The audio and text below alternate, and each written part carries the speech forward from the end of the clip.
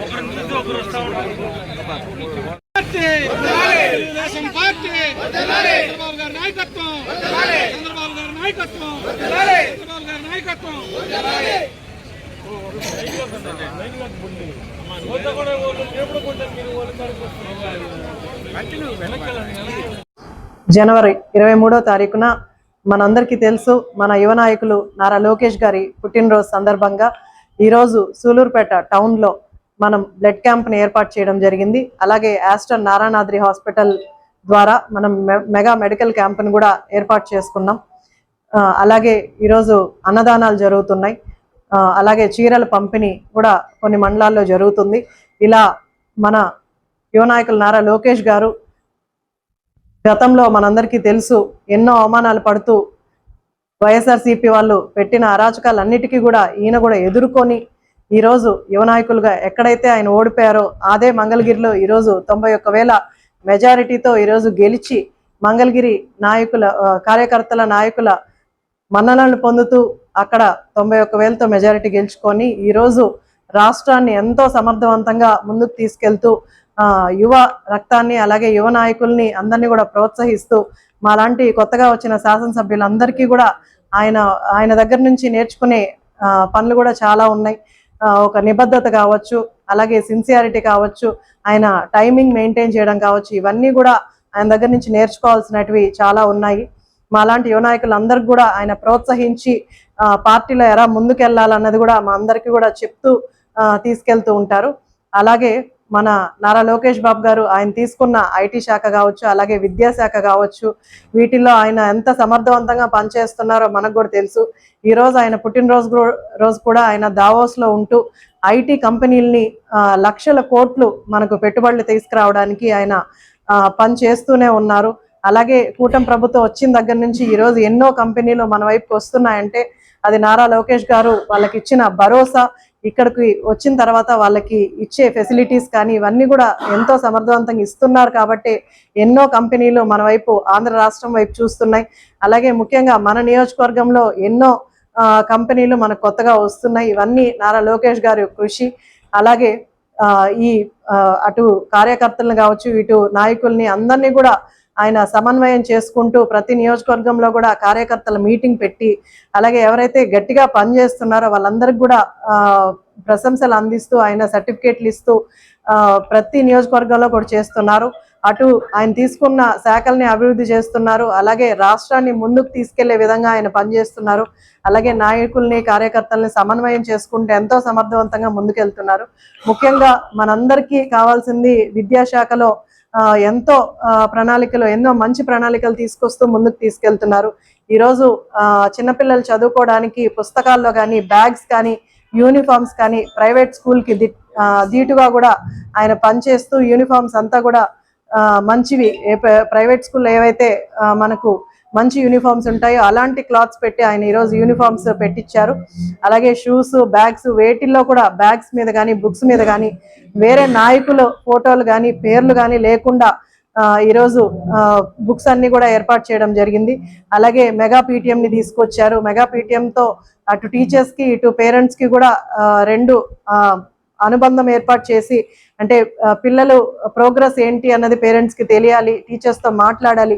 యాక్చువల్గా అన్ని ప్రైవేట్ స్కూల్స్లో కానీ లేదా ఇంటర్నేషనల్ స్కూల్స్లో ఇలాంటి పద్ధతులు ఉండేవి. కానీ గవర్నమెంట్ స్కూల్లో కూడా పిల్లలు చదువుకోవడం ఎలా వాళ్ళు స్కూల్లో ఉంటున్నారని తెలియజెప్పడానికి ఈ మెగా పీటీఎంని కూడా ప్రతి సంవత్సరం ఏర్పాటు చేస్తున్నారు. అలాగే ఒక లీప్ యాప్ని తీసుకొచ్చి పిల్లలు ప్రోగ్రెస్ని మనం ఆన్లైన్లోనే చూసేలాగా, లేదా ఏదైనా సమస్య ఉంటే మనం అందులోనే టీచర్స్కి పెట్టేలా కూడా లీప్ యాప్ను ఒకటి తీసుకొచ్చారు. ఇది కూడా ఇట్లా మంచి ఇన్నోవేటివ్ థాట్స్ తీసుకొచ్చి అటు ఐటీ శాఖలోను ఇటు విద్యాశాఖలోను ఎంతో సమర్థవంతంగా ముందుకు తీసుకెళ్తున్న నారా లోకేష్ గారికి పుట్టినరోజు శుభాకాంక్షలు తెలియజేస్తూ, అలాగే ఆయన్ని ఆదర్శంగా తీసుకొని ఆయన మీద అభిమానంతోనే కాకుండా ఆయన ఆశయాలను కూడా ముందుకు తీసుకెళ్లేలాగా తెలుగుదేశం కార్యకర్తలు అందరం కూడా పనిచేసి ఇంకా ముఖ్యంగా మన నియోజకవర్గాన్ని ముందుకు అటు అభివృద్ధి పదంలో ఇటు సంక్షేమ పదంలో రెండు కూడా ముందుకు తీసుకెళ్ళడానికి మేము అందరం కూడా కృషి చేస్తామని తెలియజేస్తూ సెలవు తీసుకుంటున్నాం. మరిన్ని న్యూస్ అప్డేట్ కోసం A3 న్యూస్ ఛానల్ ని సబ్స్క్రైబ్ చేసి బెల్ ఐకాన్ ను ప్రెస్ చేయండి.